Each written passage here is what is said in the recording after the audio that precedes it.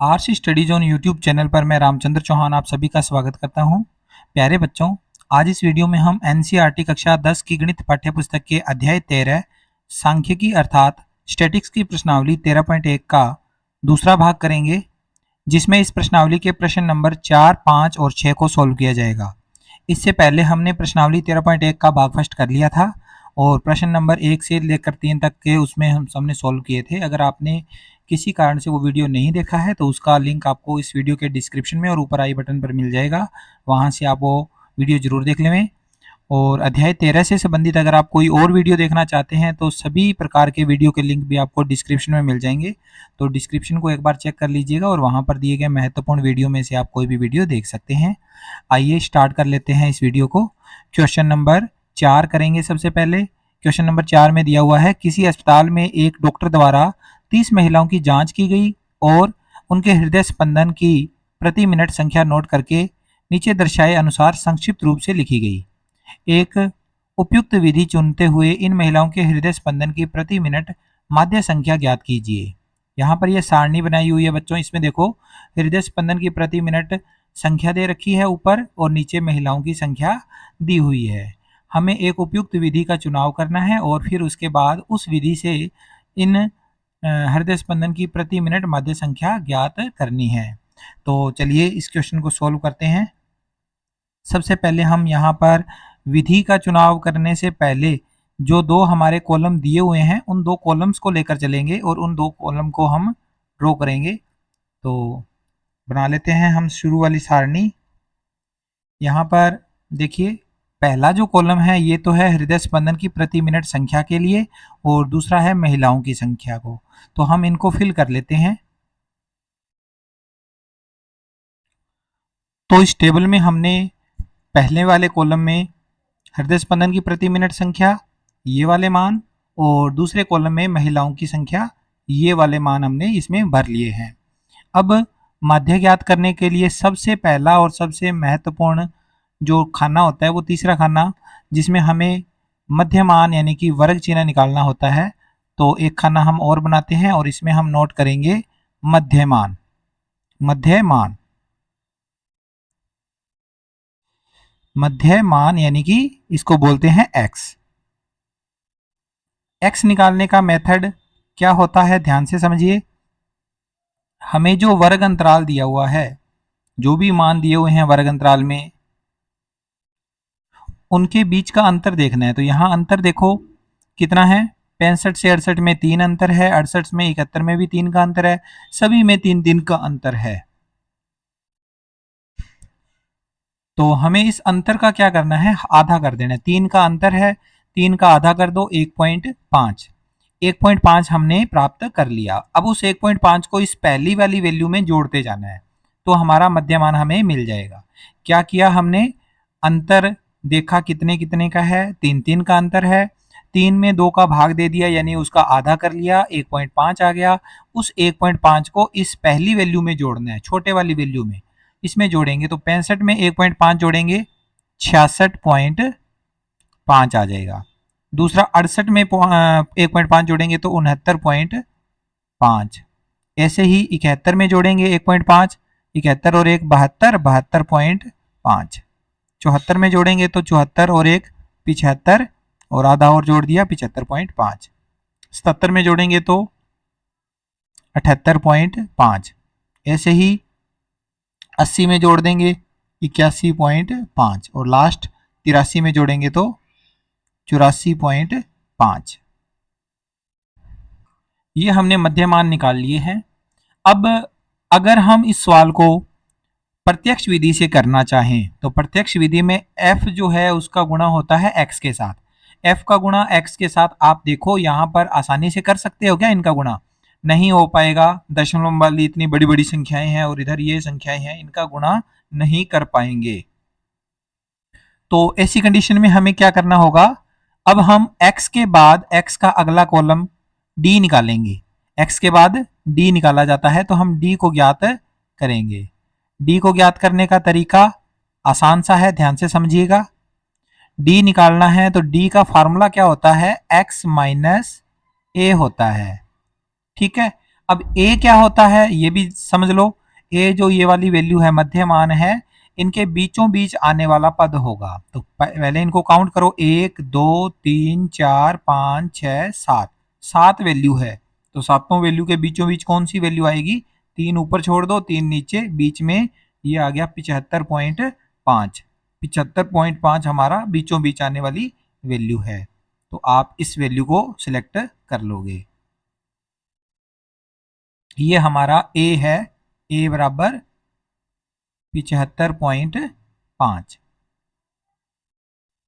इसके बाद अब इस सारणी को अपने को फिल करना है, इस कॉलम को। तो इसका तरीका क्या है? यहां पर तो मैंने फार्मूला लिखा है d बराबर x माइनस ए, लेकिन आपने फार्मूले की तरफ बिल्कुल भी ध्यान नहीं देना। आपने एक छोटा सा काम करना है।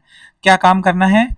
यहाँ पर जो हमने बॉक्स में बंद किया है ये हमारा a है, इसके सामने तो लिख दो 0। ठीक है, बॉक्स में जो हमने किया ये कल्पित माध्य है, इसके सामने 0 लिखना है। और 0 के नीचे कितनी वैल्यू है? 3 वैल्यू है। 0 के ऊपर 3 वैल्यू है। यहाँ पर अपने को क्या फिल करना है?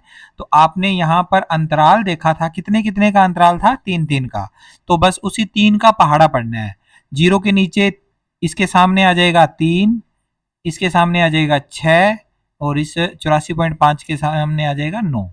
सेम ऐसे ही ऊपर भी 3 का पहाड़ा पढ़ना है। 0 से ऊपर यहाँ से 3 6 9, लेकिन यहाँ पर माइनस में आएंगे ऊपर वाले मान, ये ध्यान रखना है, ऊपर वाली वैल्यू माइनस में आएगी।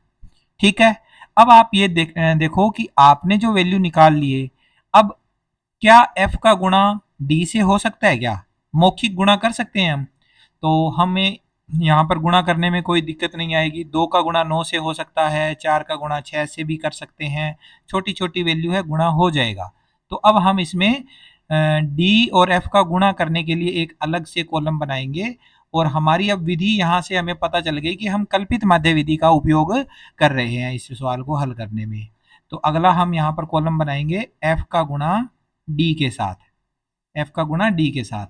तो हमारा एफ ये है, डी ये है, ये वाले मान, इनका आपस में गुणा। 2 का गुणा -9 से करेंगे तो माइनस के 18 आ जाएंगे।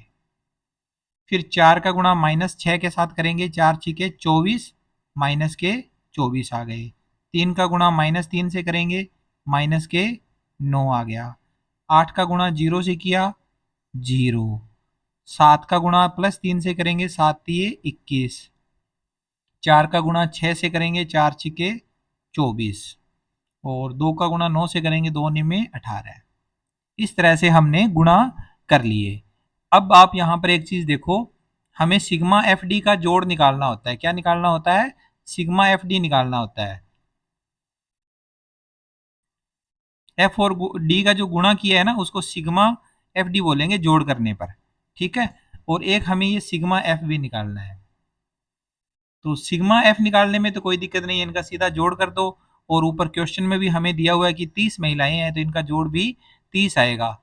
अगर आप जोड़ करके देखना चाहो तो 2 और 4 6, 6 और 3 9, 9 8 17, 17 7 24, 24 4 28 और 2 30। ये तो यहाँ पर इस तरह से जोड़ आ गया। इधर वाली साइड इनका जोड़ करने का मेथड क्या होता है? माइनस वाली वैल्यू को अलग से जोड़ो। ये माइनस की वैल्यू है, ये भी माइनस की वैल्यू है, ये भी माइनस की वैल्यू है। इन तीनों वैल्यू का हम अलग से जोड़ करेंगे। तो माइनस के टोटल कितने हो जाएंगे? माइनस के 8 और 4 12, 12 और 9 21, 21 का 1 हासिल 2, 2 हासिल और 1 ये 3 और 2 5। तो ये आ गया माइनस का 51, माइनस का 51। और ये है प्लस की वैल्यू, इनको अलग से जोड़ेंगे। तो प्लस के कितने आएंगे? प्लस के देखते हैं कितने आते हैं। प्लस के हमारे पास यहाँ पर 1 और 4 5 और 8 13, 13 का 3 हासिल 1, 1 हासिल और ये 2 3, 3 2 5 और 1 6। प्लस के आगे 63। तो प्लस वाले ज़्यादा आए हैं, प्लस वाले में से माइनस वाले घटा देंगे तो प्लस के बच जाएंगे 12। इन दोनों का घटाव करना है। अगर ज़्यादा प्लस के हैं तो प्लस में उत्तर आ जाएगा, ज़्यादा माइनस के हैं तो माइनस में उत्तर आ जाएगा। यहाँ प्लस वाले ज़्यादा हैं तो माइनस के नहीं आकर यहाँ प्लस के आएंगे 12, प्लस के 12। ठीक है, आप डायरेक्ट 12 लिख दो चाहे प्लस 12 लिख दो। ये हो गया हमारा यहाँ पर सारणी वाला काम कंप्लीट।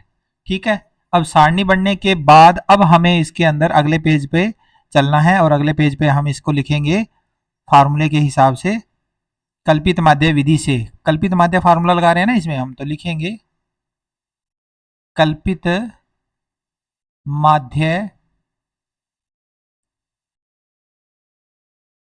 विधि से, कल्पित माध्य विधि से। माध्य बराबर फार्मूला माध्य का a plus sigma F D बटा सिग्मा एफ। मान रख देंगे a का मान, कल्पित माध्य हमारा हमने माना था 75.5, और प्लस में सिग्मा एफ डी 12 आया था प्लस का, और सिग्मा एफ आया था 30। इन दोनों वैल्यू को देखेंगे, काटेंगे, किसी टेबल में कटते हैं तो 3 के टेबल से कट जाएंगे। 3 चौके 12 और 3 दहाए 30। ठीक है, तो ये आ जाएगा हमारे पास 75.5 प्लस 4/10। तो 75.5 4 में 10 का भाग देंगे तो 0.4 आ जाएगा। दोनों का जोड़ करेंगे 75 पॉइंट आ जाएगा 9। लास्ट में लिख दो अतः प्रति मिनट हृदय स्पंदन दर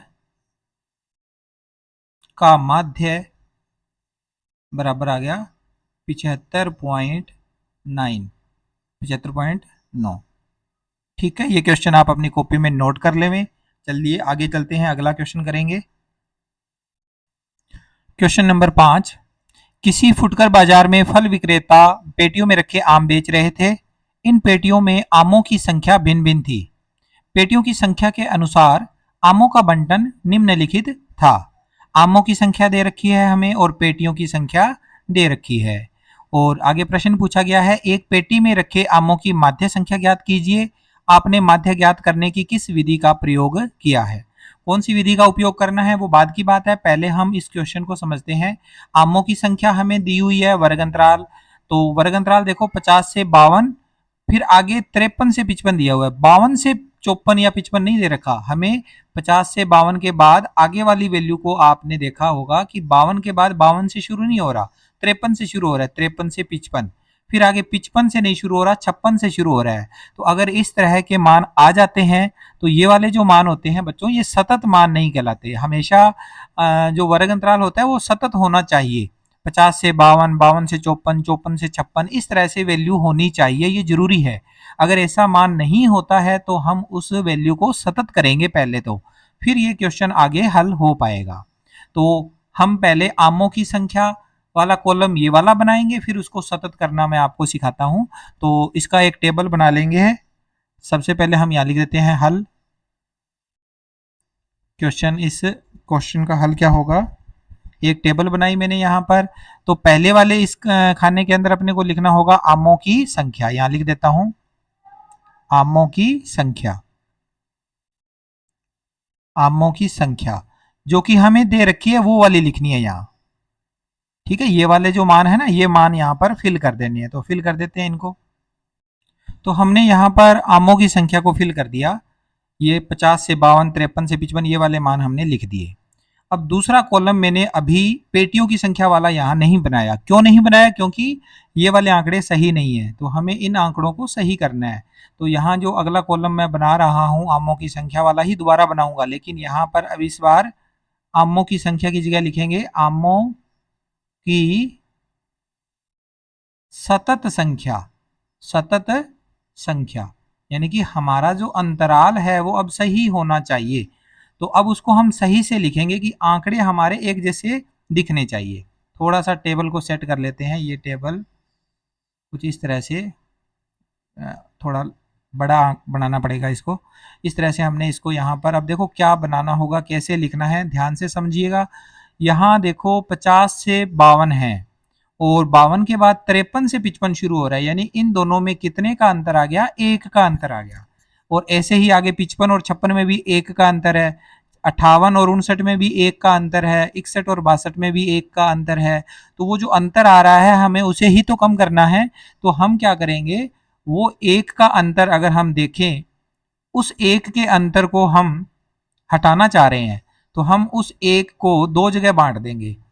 जैसे 53 और 52 में से इधर से आधा निकाल के इसमें डाल दो, तो आधा इसमें डाल देंगे तो क्या हो जाएगा, ये 52.5 हो जाएगा और ये भी 52.5 रह जाएगा।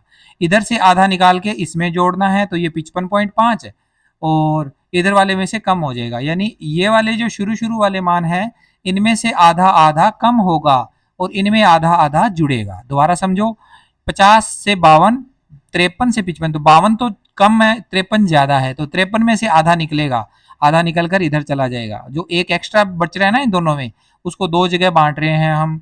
52 और 52 बराबर बराबर हो गए, जो एक बचा उस एक को हमने आधा आधा बांटा है, तो यानी इसमें से तो आधा कम हो जाएगा, इधर वाले में मान में आधा जुड़ेगा। तो इन मानों को हम लिखेंगे, इधर कम करके लिखेंगे, 50 में से आधा घटा दो 49.5 और 52 में आधा जोड़ दो तो 52.5। ऐसे ही 53 जो है उसमें से आधा घटेगा तो 52.5 और 55 में आधा जुड़ेगा तो 55.5। 56 में आधा घटेगा तो 55.5। देखो आंकड़े बराबर हो रहे हैं, अब 55.5 यहाँ भी है, 55.5 यहाँ भी है, 52.5 यहाँ भी है, 52.5 यहाँ भी है, तो आंकड़े एक जैसे हो रहे हैं।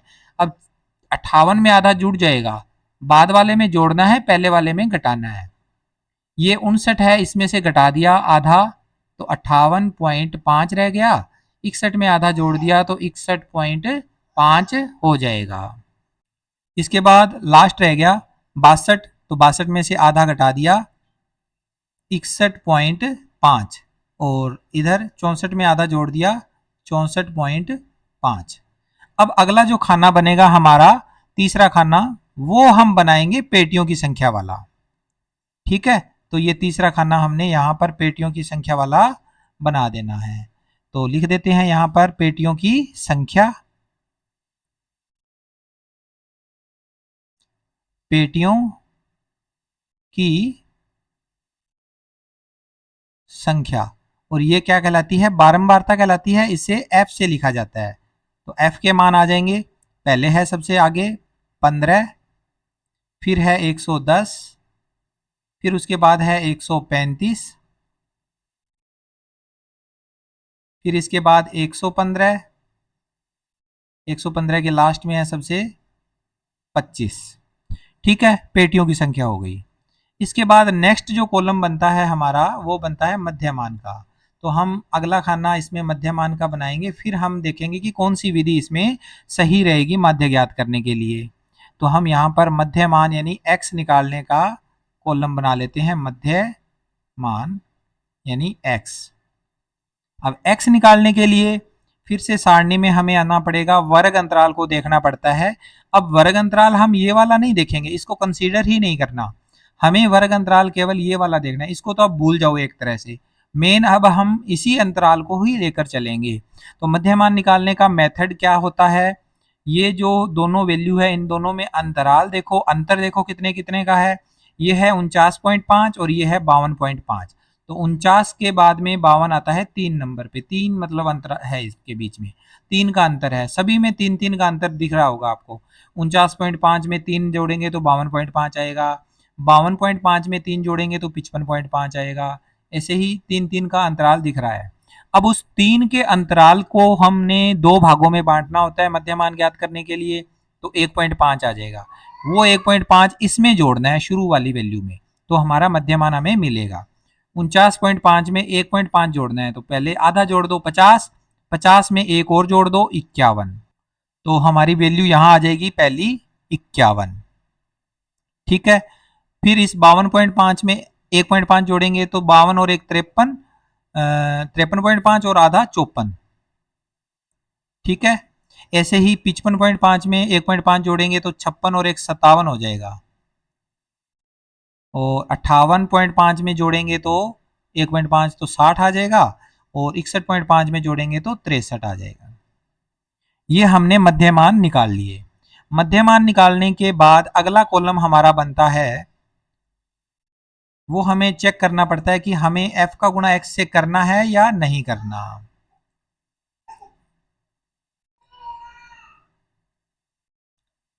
अब आप यहाँ देखो कि f का गुणा x के साथ करना आसान रहेगा या नहीं रहेगा। देखो 50 का गुणा 15 का गुणा 51 से, 110 का गुणा 54 से, 135 का गुणा 57 से गुणा बहुत मुश्किल है। तो हम प्रत्यक्ष विधि इसमें काम में नहीं लेंगे। प्रत्यक्ष विधि में f का गुणा x के साथ करना पड़ता है, वो गुणा यहाँ पर नहीं हो पाएगा। तो अब हम इसमें प्रत्यक्ष विधि को छोड़ देते हैं और अगली विधि, प्रत्यक्ष विधि के बाद आती है कल्पित माध्य विधि, और उसके लिए अपने को क्या निकालना पड़ता है, d निकालना पड़ता है। तो अगले हम कॉलम में यहाँ पर d निकालेंगे और d की वैल्यू क्या होती है, x माइनस a के बराबर होती है। अब बात आती है कि ये a क्या है, तो a मध्य मान के बीचों बीच वाली वैल्यू हम लेते होते हैं, इन्हीं में से कोई मान होता है। 2 3 4 5, 5 वैल्यू है तो बीचों बीच ये 57 आ रहा है, इसको हम मानेंगे कि ये हमारा कल्पित माध्य है a हो गया। तो यहां पर लिख दो a बराबर 57। ठीक है, 57 ये हमारा a है। अब इसको फिल करने का तरीका मैंने बताया था पहले, इससे पहले वाले क्वेश्चन में, कि इसके सामने तो लिख दो 0 और 0 के नीचे कितने कितने का अंतराल था, 3 3 का अंतराल है। तो 3 का पहाड़ा पढ़ लो, 3 एकम 3, 3 दूनी 6। ऊपर भी ऐसे ही 3 एकम 3, 3 दूनी 6, लेकिन ऊपर वाली वैल्यू माइनस की आएगी। ये हो गया हमारा d। अब d को और f को देखो दोबारा से, क्या हम इनका गुणा कर देंगे, तो इनका गुणा भी थोड़ा मुश्किल लग रहा है, क्योंकि 6 से गुणा 15 का, 110 से 3 का गुणा तो हो जाएगा, लेकिन उतना आसान नहीं होगा जितना, और हम आगे एक स्टेप बढ़ेंगे तो आसानी से हो जाएगा। तब हम इसमें अब क्या करेंगे, एक कॉलम और बनाते हैं जो कि u का होता है। u बराबर होता है, u का मान निकाल लेते हैं यहाँ पर। अगला खाना u बराबर होता है d upon h। d upon H केवल लिखना ही है आपको, लेकिन इसको इसकी वैल्यू कैसे निकालनी है, u हमेशा सबसे आसान वैल्यू है निकालने के लिए। u की वैल्यू हमेशा जीरो के सामने तो जीरो लिखना है, और जीरो के नीचे जो भी नंबर है वहां काउंटिंग स्टार्ट कर दो, 1 2, ऊपर भी 1 2, u हमेशा ऐसा ही रहेगा। ठीक है, ऊपर वाले मान माइनस के। अब हम f का गुणा u से करना ही पड़ेगा हमें, क्योंकि इससे छोटे मान हो नहीं सकते। 0 1 2 1 2 माइनस के, इससे छोटी वैल्यू हम नहीं निकाल सकते। तो अब ये हमारा लास्ट कॉलम था, इसके बाद हम गुणा वाला कॉलम एक और बनाएंगे। गुणा यानी कि f का गुणा अब हमें u से करना है, तो एक लास्ट कॉलम हम f गुणा u का बना लेते हैं। यहाँ लिख देते हैं f गुणा u। f तो हमारा ये है, u ये है, दोनों का करना है गुणा। 15 का गुणा करेंगे -2 के साथ तो माइनस के आ जाएंगे 30। 110 का गुणा -1 से करेंगे, माइनस का 110। 135 का गुणा 0 के साथ 0। 115 का गुणा 1 के साथ 115, और 25 का गुणा 2 के साथ 50। ये हमारा आ गया f गुणा u। अब हमें दो वैल्यू निकालनी है, एक तो निकालना है सिग्मा f और दूसरी वैल्यू निकालनी है सिग्मा f गुणा u या फिर सिग्मा एफ यू। ये दो वैल्यू हमें निकालनी है, इनका जोड़ करेंगे, सारे प्लस के वैल्यू जुड़ जाएंगे। ये 5 5 10, 10 5 15, 15 5 20, 20 का 0 हासिल 2, 2 हासिल और एक ये 3, 3 और एक 4, 4 3 7, 7 1 8, 8 और 2 10, 10 का 0 एक हासिल, एक हासिल और एक ये 2, 2 1 3, 3 और एक 4। तो सिग्मा एफ आ गया हमारा 400। अब सिग्मा एफ यू निकालने के लिए आप क्या करोगे, ये माइनस वाली जो दो रकम है इनका अलग जोड़ करोगे, माइनस वालों का, और प्लस वालों का अलग जोड़ करोगे।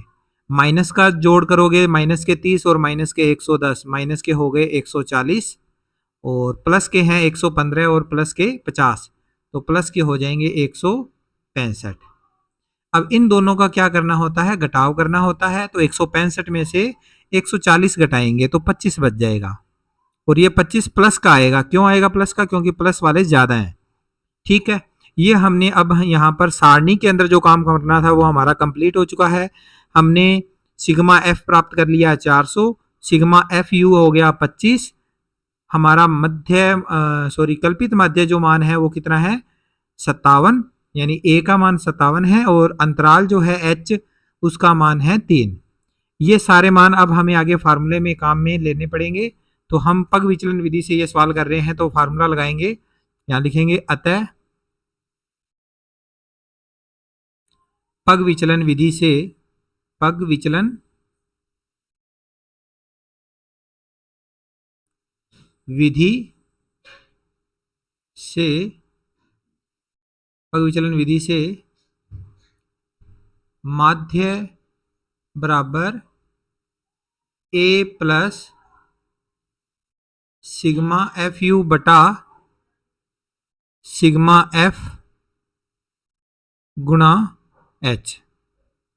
ए की जगह पर ए का मान 57, सिग्मा एफ यू हमारा आया था 25, सिग्मा एफ आया है 400 और इसके गुणा में है एच 3। ठीक है, अब आप यहां ये देखो कि हमारे पास जो 25 और 400 है ये 25 के पहाड़े से कटेंगे। क्यों कटेंगे? 25 तो 25 के पहाड़े से कटेगा ही, और जिस भी संख्या के लास्ट में 00 आता हो, 25 आता हो या 50 आता हो, वो सारी संख्याएं 75 आता हो लास्ट में, वो सारी संख्याएं 25 के पहाड़े से कट जाती है। तो यहाँ 00 है तो ये 25 के पहाड़े में आएगी संख्या और ये भी 25 के पहाड़े से कटेगा। तो 25 से कम 25, यहाँ तो आ गया 1। ठीक है, यहाँ पर हमने 1 लिख दिया। और ये 400 है, इसको कैसे काटोगे? चाहे तो पहाड़ा पढ़ के काट लो, या आप इसमें ये देख सकते हो कि 25 चौके 100 होता है, 25 चौके 100। ठीक है, तो 25 के पहाड़े में 4 नंबर पे 100 आता है, तो 8 नंबर पे 200 आएगा, और 12 नंबर पे आएगा 300, और 16 नंबर पे आएगा 400। तो इसको काट के यहां पर 16 लिख दो। अब हमारे पास क्या बचा? हमारे पास बच जाएगा, हमारे पास यहां पर आएगा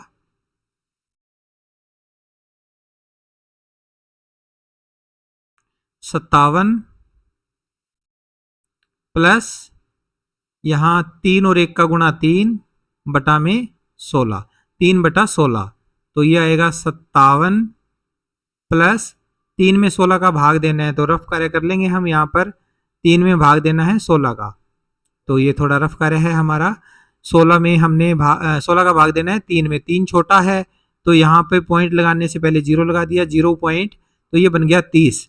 अब अंदर 30 बड़ा हो गया, 16 के पहाड़े में 1 नंबर पे 16 आता है, 16 एकम 16, बच जाएगा कितना? 14। एक 0 लगा दी 140, तो 16 8 होता है 128। अब कितना बचेगा? 12। 12 के साथ एक 0 लगाई, फिर ये बन जाएगा 16 7 112, तो 120 में से 112 माइनस हो जाएंगे, तो ये हमारा आंसर आ गया। 3 अंकों तक हमने आंसर फाइंड कर लिया। तो कितना आया आंसर? 0.187। 57 में अगर हम इसका जोड़ करेंगे तो ये आएगा 57.187। लेकिन अगर हम इसको 2 स्थानों तक लिखना चाहें पॉइंट के बाद तो 57.19, ये आ जाएगा इसका आंसर। नीचे लिख दो, अतः पेटियों में माध्य आमों की संख्या, या पेटियों में आमों की माध्य संख्या बराबर में आएगा 57.19 आंसर। ठीक है, ये क्वेश्चन आपको अच्छे से समझ में आ गया है तो आप इसे अपनी नोटबुक में नोट कर लें। आगे चलते हैं, इसके बाद अगला क्वेश्चन करेंगे। क्वेश्चन नंबर 6, निम्नलिखित सारणी किसी मोहल्ले के 25 परिवारों में भोजन पर हुए दैनिक व्यय को दर्शाती है। दैनिक व्यय दिया हुआ है हमें और परिवारों की संख्या भी दे रखी है सारणी में। एक उपयुक्त विधि द्वारा भोजन पर हुआ माध्य व्यय ज्ञात कीजिए। एक अच्छी सी विधि हमने इसमें काम में लेनी है और माध्य व्यय ज्ञात करना है भोजन के ऊपर होने वाला। तो आइए इस क्वेश्चन को हल करते हैं। सबसे पहले हम ये 2 टेबल जो हैं इनको अपने को बनाना है, कंप्लीट करना है। तो हमने यहाँ पर इन्हीं 2 मानों को लिखने के लिए 2 टेबल बना लिए। पहले में हम लिखेंगे दैनिक व्यय रुपयों में, दैनिक व्यय रुपयों में, और दूसरे में है परिवारों की संख्या, परिवारों की संख्या, और इसको लिखते होते हैं एफ से, बारंबारता एफ। अब ये मान हम इसमें फिल कर लेते हैं। तो इस तरह से हमने यहां पर जो मान दिए हुए थे पहले दो कॉलम में भर लिए। अब तीसरा कॉलम हमारा बनता होता है इसमें मध्यमान का, जो कि चाहे हम कोई सी भी विधि कर रहे होते हैं उसमें बनता ही बनता है ये। तो हम एक कॉलम बना लेते हैं मध्यमान का, तीसरा कॉलम मध्यमान x। तो यहां लिख देते हैं मध्यमान x, मध्यमान x। इसको निकाला कैसे जाता है ये मैंने आपको बार बार बता दिया है, आप ध्यान से समझिए। यहां पर अंतराल सब में 50-50 का है, 50 का अंतराल है, उसको हम 2 से भाग करेंगे तो 25 आएगा। उस 25 को इधर पहले पहले मानों में जोड़ते जाएंगे, हमारा मध्यमान हमें मिल जाएगा। तो 100 में 25 जोड़ेंगे 125, 150 में 25 जोड़ेंगे 175, 200 में 25 जोड़ेंगे 225, 250 में 25 जोड़ेंगे 275, और 300 में 25 जोड़ेंगे 325। ठीक है, ये हमने x निकाल लिया। अब x निकालने के बाद में प्रत्यक्ष विधि, अगर हम इससे प्रत्यक्ष विधि से हल करें तो f का गुणा x के साथ करना होता है। प्रत्यक्ष विधि में हम क्या करते होते हैं, बारंबारता f और मध्यमान x का गुणा करके f गुणा x निकालते होते हैं। लेकिन यहां पर ये वैल्यू अगर आप देखोगे तो बड़ी वैल्यू है, इस कारण हम इनका गुणा नहीं करेंगे। हम इसके बाद आगे निकालेंगे d। तो d निकालने के लिए हम इसमें एक कॉलम बना लेते हैं एक्स्ट्रा। d के लिए हमारे पास d निकालने का कॉलम हमने बना लिया है, और d होता है क्या है, d का फार्मूला होता है d बराबर x माइनस a। अब ये a क्या होता है, a होता है हमारा कल्पित माध्य, जो इन्हीं मध्य मानों में से एक वैल्यू होती है बीचों बीच आने वाली। तो टोटल कितनी वैल्यू है, 1 2 3 4 5। तो बीचों बीच आने वाली वैल्यू ये 225 है, 2 ऊपर छोड़ दिए 2 नीचे छोड़ दिए। इस वैल्यू को हम मानेंगे कि हमारा ये a है। तो a हमने यहां लिख दिया। अब इस a को यहां पर भी लिख दो, यहां पर भी a लिख दो, a बराबर 225 और d बराबर होगा x माइनस a। अब ये d का मान भरने का तरीका बताया हुआ है कि ये जो a है हमारा, इसके सामने तो 0 भरना है, और ऊपर और नीचे क्या भरना है, जितने का अंतराल है, 50-50 का अंतराल है, तो हमें 50 का पहाड़ा पढ़ना है, 50 और नीचे इसके 100। ऊपर भी हम ऐसे लिखेंगे 0 के ऊपर 50 और 50 के ऊपर 100, लेकिन ऊपर वाली वैल्यू माइनस में भरोगे। ठीक है, ये हो गया। अब इसके बाद आप चेक करो कि f का गुणा d से हो जाएगा क्या, या आप कर सकते हो तो कर लो, अगर नहीं करना चाहते तो एक और कॉलम बना लो u का। तो हम इसमें u का कॉलम बनाएंगे, हम गुणा को और आसान करना चाहते हैं तो हम इसमें एक u का कॉलम बना लेते हैं। और u का कॉलम हमने बना लिया है, जिसमें हम लिख देंगे यहां u बराबर d बटा h, ये लिख दिया। अब इसके मान भरने का तरीका आपको बताया था, बिल्कुल आसान है। 0 के सामने 0, 0 के नीचे 1 और नीचे 2, 0 के ऊपर भी ऐसे ही 1 और 2, ये फिक्स होते हैं u के मान। तो यहां माइनस, यहां भी माइनस, ये हमने u निकाल लिया। u निकालने के बाद में अब हमें एक और कॉलम बनाना है, जिसमें हमें f का गुणा करना है u के साथ। तो लास्ट कॉलम हमने बना लिया f गुणा u, इसमें यहां लिख दो f गुणा u। हमें f और u का गुणा करना है, तो f और u का गुणा करते हैं। देखो 4 का -2 से गुणा, 4 दूनी 8 माइनस के 8, 5 का -1 से गुणा माइनस के 5, 12 का 0 से गुणा 0, 2 का 1 से गुणा 2, और 2 का 2 से गुणा 4, ये आ गया। इसके बाद हमें मान कौन से निकालने हैं इसमें, एक तो ये f वाले कॉलम का जोड़ यानी कि सिग्मा f निकालना है, और एक ये सिग्मा f गुणा u या सिग्मा f u निकालना है। ये दो वैल्यू निकालनी होती है। तो ये तो हम जोड़ कर लेंगे, जोड़ ना भी करो तो यहाँ 25 परिवार लिखे हुए हैं, और जोड़ करके भी देख लो, 4 और 5 9, 9 12 21, 21 2 23 और 2 25, इनका जोड़ आ गया 25। और इनका जोड़ कैसे किया जाता है, माइनस वालों को अलग जोड़ो, प्लस वालों को अलग जोड़ो। ये दोनों वैल्यू माइनस की हैं, -8 और -5, -13, प्लस का 2 और प्लस का 4, प्लस के 6, प्लस के कितने हो गए? 6 हो गए। इस तरह से हमने प्लस माइनस को अलग अलग जोड़ लेना है। यहां पर माइनस के तो 13 हैं और प्लस के हमने अलग जोड़ लिए, प्लस के कितने हैं? 6। ठीक, अब हम देखो इसमें इनका अगर जोड़ घटाव करेंगे तो प्लस वाले तो हैं थोड़े, माइनस वाले हैं ज्यादा, तो आंसर भी हमारा माइनस में आएगा। माइनस का आ जाएगा 13 में से 6 घटा देंगे 7, माइनस का 7 आ गया। इस सारणी का काम हमने कंप्लीट कर लिया है। अब ये देखो सिग्मा एफ तो 25 है, सिग्मा एफ यू माइनस का 7 है, और हमारा ए कितना है? 225 है, और अंतराल कितना है? 50 का है। ये सारे मान हमें आगे चाहिए होंगे, तो हम इसमें आगे लिखते हैं। विधि कौन सी है? हमारी पग विचलन विधि। तो यहाँ पग विचलन विधि से माध्य, माध्य का सूत्र क्या आ जाएगा? माध्य बराबर ए प्लस सिग्मा एफ यू बटा सिग्मा एफ गुणा में एच। इसमें हम रख देंगे मान, ए का मान 225 प्लस सिग्मा एफ यू कितना था? माइनस का 7 बटा में सिग्मा एफ 25 और गुणा में एच का मान 50। अब ये 25 और 50 कट जाएंगे 25 के पहाड़े से, 25 एकम 25, 25 दूनी 50, तो क्या आ जाएगा?